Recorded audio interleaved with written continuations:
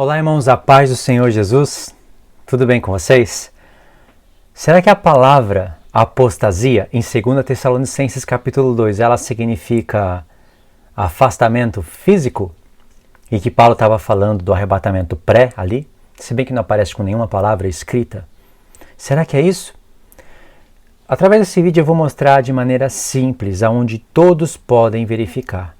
Todos os que começarem agora, os que já estão há muito tempo estudando sobre isso, não vai ser aquela coisa complexa e confusa, onde eu vou ter que mudar um monte de coisa no contexto para fazer uma mensagem dessa fazer sentido. Talvez vocês devem ter ouvido isso já. Se não ouviram, vocês vão ouvir. Alguns vídeos de algum palestrante dizendo que a palavra apostasia em 2 Tessalonicenses capítulo 2, ela significa um afastamento físico da igreja. Então a leitura mudaria. E é claro que antes disso a pessoa vai fazer uma introdução ali para que isso seja aceitável, vai explicar, vai usar o grego, vai procurar textos, não vai anular que a palavra apostasia no Novo Testamento significa apostasia, significa sim um esfriamento na fé, um distanciamento da fé, um distanciamento de coisas de Deus, mas vai dizer que essa palavra também é usada para falar de um afastamento físico. Vai dar alguns exemplos e aí com o contexto que ele mostrar no vídeo, muitas pessoas vão ser enganadas e vai achar que isso é um show. Mas vamos ver se isso estava na mente do apóstolo Paulo mesmo. É claro que para você entender esse material curto que eu estou fazendo aqui, você vai precisar de assistir vídeos relacionados a isso. Porque aqui, nesse contexto, tem a vinda de Jesus, nossa reunião com Ele, não tem só a palavra apostasia, tem a palavra dia do Senhor, tem a expressão o que o detém, tem vários pontos aqui que precisa ser explicado, e não dá para explicar tudo de uma vez só. Aqui eu quero falar sobre a palavra apostasia, mas com os outros estudos que vocês vão assistir, vocês vão poder fazer a soma. Então, se a palavra apostasia, supostamente no Novo Testamento, tem dois significados, ela pode significar tanto afastamento físico, como a palavra pode significar também um afastamento das coisas de Deus, precisa do contexto para saber o que ela significa, então vamos ver o contexto. Não precisa ficar procurando, fuçando documentos antigos e ficar mexendo com coisas. Eu sei que tem coisas complexas na palavra de Deus, o grego é necessário, o hebraico é mais necessário ainda que o grego, ter um conhecimento básico disso, ter ferramentas para pesquisar sobre isso, mas você não precisa fazer tudo isso para inverter o sentido de uma palavra quando o contexto não permite isso. E o contexto é bem claro. Então um vídeo que eu assisti, eu fiquei de boca aberta, eu assisti recentemente. Como que a pessoa consegue olhar todas as sinalizações e não seguir nenhuma delas? Porque está cheio de sinalizações aqui na carta de Paulo. Só que a pessoa não segue a sinalização e ainda inventa um monte de coisa. Olha só, vamos ler. Irmãos, no que diz respeito à vinda do nosso Senhor Jesus Cristo e à nossa reunião com Ele, nós vos exortamos a que não vos demovais a vossa mente com facilidade, nem vos perturbeis, quer por espírito, quer por palavra, quer por epístola, como se procedesse de nós, supondo tenha chegado o dia do Senhor. Ninguém de modo algum vos engane, porque isso não acontecerá sem que primeiro venha a apostasia e seja revelado o homem da iniquidade, o filho da perdição, o qual se opõe e se levanta contra tudo que se chama Deus e é objeto de culto. Eu não preciso ler mais aqui, cheguei na palavra apostasia. Olha que interessante, não precisa ser muito esperto para ver isso. No vídeo que eu assisti, a pessoa quis explicar esse texto aqui. Aqui não vos demovais da vossa mente com facilidade, nem vos perturbeis, quer por espírito, quer por palavra, quer por epístola, como se procedesse de nós. Aí a pessoa quis explicar essa parte aqui da epístola. Então ela quis explicar o porquê que Paulo falou quer por epístola, como se procedesse de nós. É uma coisa fácil de explicar, mas a pessoa quis explicar a origem do papiro e como era usado as canetas e como era usado o escrito e como se fazia o papiro e como se imprimia e deu um monte de informações aqui. Aí a pessoa que está assistindo fala, nossa, tem muita bagagem ali, hein? Tem muita informação. Mas não era necessário nada disso. Quando você quer pegar uma informação, um conteúdo e colocar na cabeça da pessoa, geralmente, quando você quer disfarçar isso, você tem que pegar um monte de informações e enfeitar tudo para que aquilo ali passe desapercebido. Mas não precisa disso. Vai direto na palavra apostasia e ensina o significado dela e vamos ver se bate com o contexto. Aqui ele está lendo assim, ele está ensinando que a leitura deveria ser essa. O qual se opõe e se levanta contra tudo que se chama Deus... Não.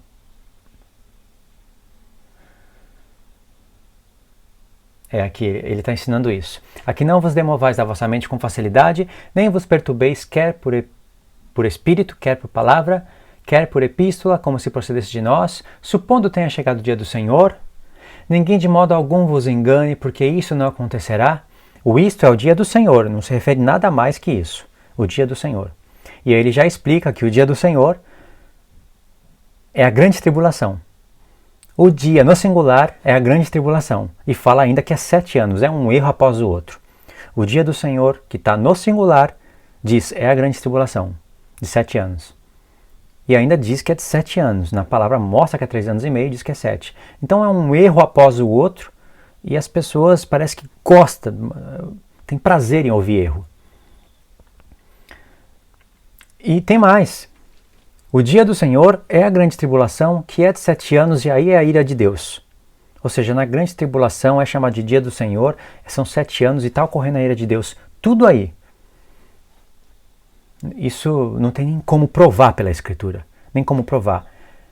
Em textos dos profetas que essa pessoa quis ler, diz sim que o dia do Senhor é dia de trevas e não dia de luz, dia de angústia, dia disso, dia de aquilo. Mas no contexto no qual ela não quis ler, diz que isso é para os rebeldes. Isso é para os rebeldes. Não diz no contexto dos profetas, em nenhum momento, que os fiéis estariam levados para outro ponto do mundo, para o céu, para qualquer outro lugar, e que não participariam desse dia por isso. Diz que o dia do Senhor é como um ladrão. Na Escritura ele não quis ler, ele não sabe contextualizar ou não quis fazer este propósito. É dia de trevas para os rebeldes. Os que estão em luz estarão em luz nas trevas.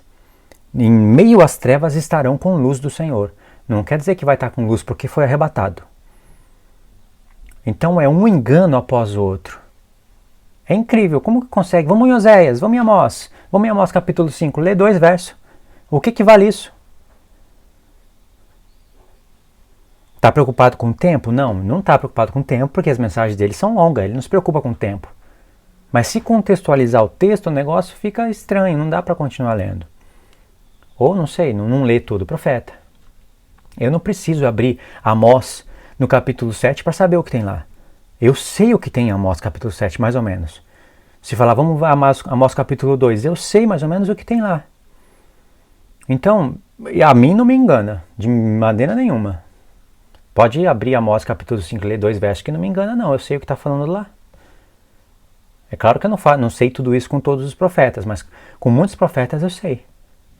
Então, irmãos, torceu o dia do Senhor, torceu um monte de coisa e torceu a palavra apostasia.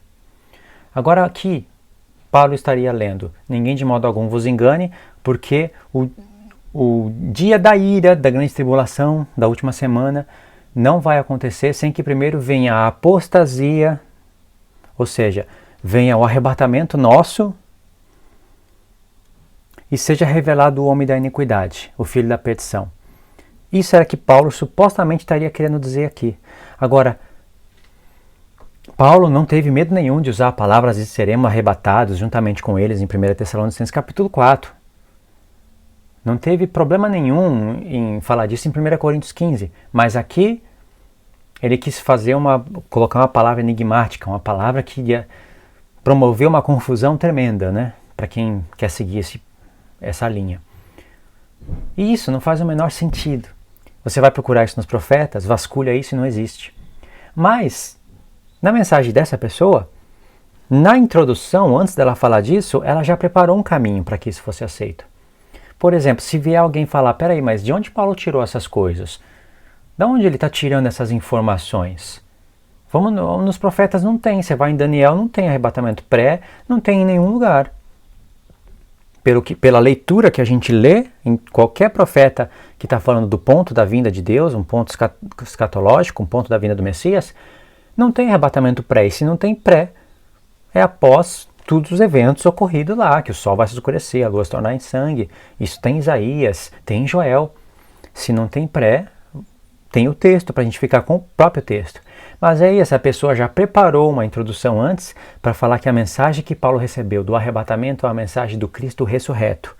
Que Cristo, quando veio em carne, se limitou em falar para os seus apóstolos de uma maneira em que eles identificassem Cristo como o Messias através dos profetas.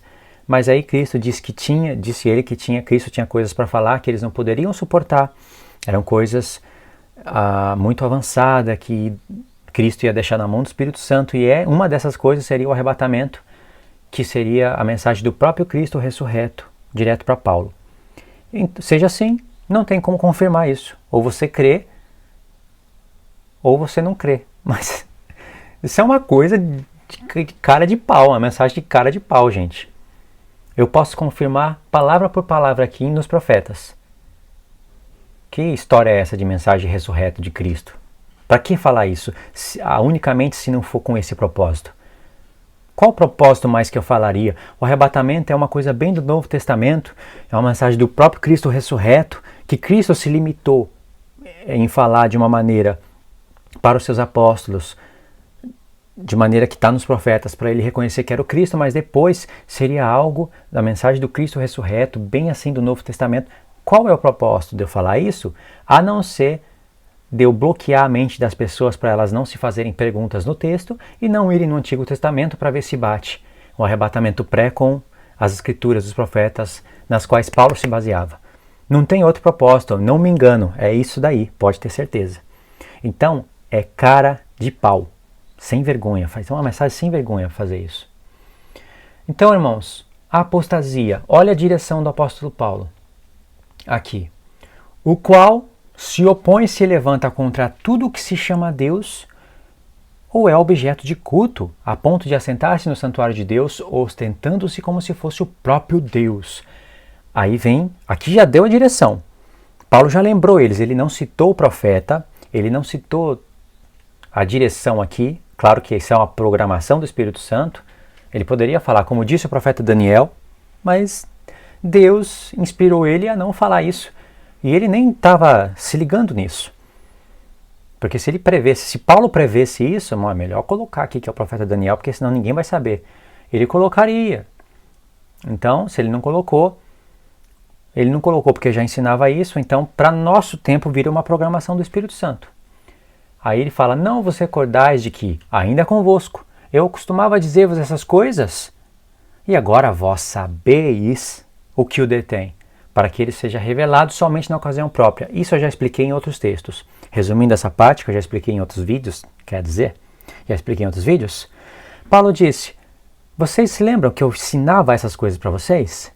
Ou seja, eu abri os profetas, eu ensinava, são coisas complexas, são coisas que gasta tempo, vai lá em Daniel, os pés da estátua, os 10 chifres da besta, contextualizando tudo, levando lá para Daniel 11 e 12.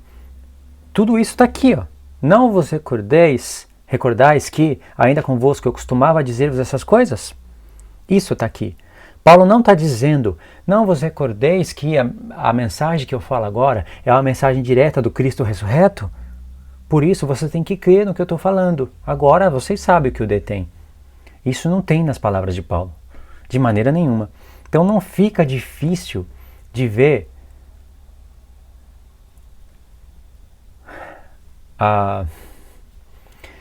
o tamanho da engenhosidade de uma mente de uma pessoa em ensinar o pré usando esses argumentos. Não fica difícil de perceber isso. Só quem está dormindo mesmo que não percebe isso. Então, na parte 2, vamos ver quais são as direções do apóstolo Paulo aqui nesse texto dele.